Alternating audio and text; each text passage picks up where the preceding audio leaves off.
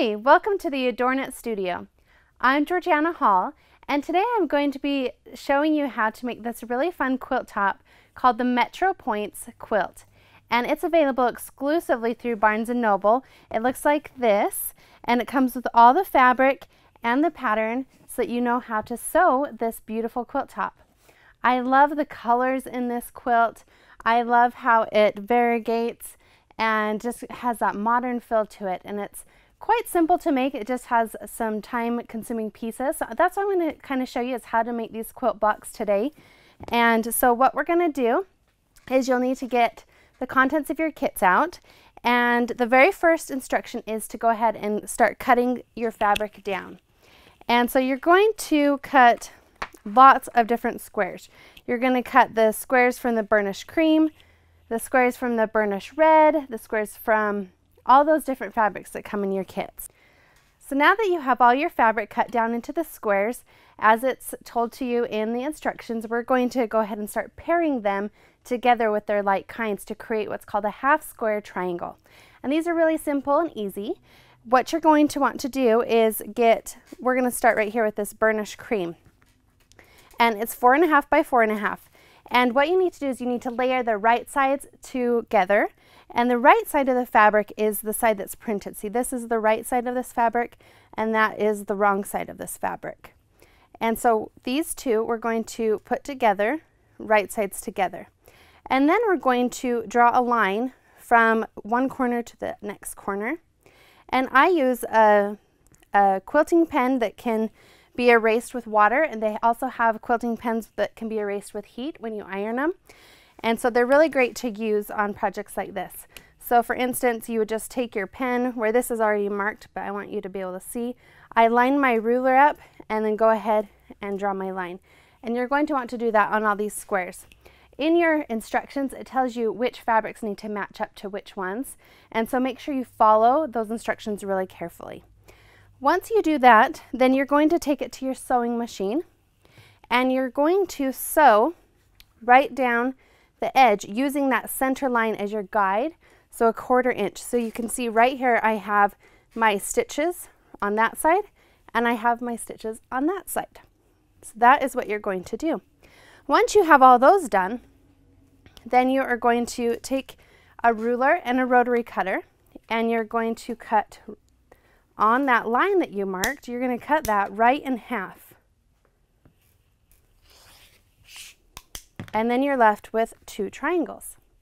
Then what you're going to want to do is I just snip off those edges of those triangles with my rotary cutter, being careful that you don't snip into the fabric that you just sewed. So I do that on all of those. Okay, so then we're going to take these to our ironing mat, and your iron's going to be your very best friend on this project, because you're going to be doing a lot of ironing. Ironing makes your quilt pieces come together much smoother. So here's my triangle. I'm going to use some starch. I really love this starch. It's called Mary Ellen's Best Press. So I just kind of squirt it a little bit, and then I'm going to pull it open.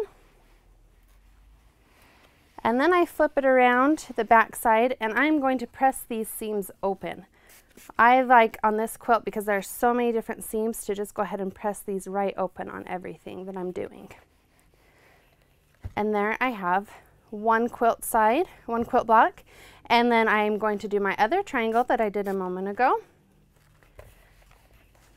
And then press that one open again, flip it over to the back, press those seams open, and iron it down. Okay, so now we're left with 2 quilt blocks.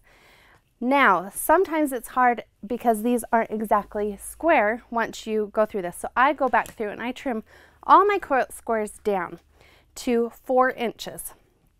And so I line it up on my grid here, and I make sure that it's 4 inches. If it's there already, then you're good.